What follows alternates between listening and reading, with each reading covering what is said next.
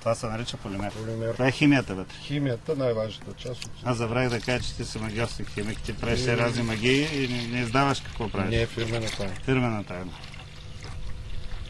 Като патента на Кока-Кола.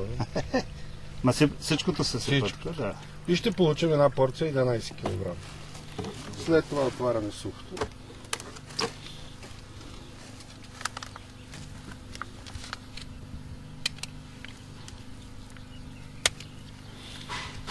Така. И бавно. Това не трябва да се бърка докато се сипва. Не е задължително. Не е задължително. Може колегата да бърка, по-лесно ще стане. Да поеме, да разумее.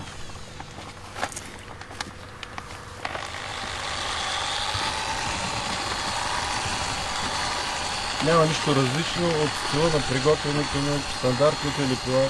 Да, като лепило за плочка. Да. Да.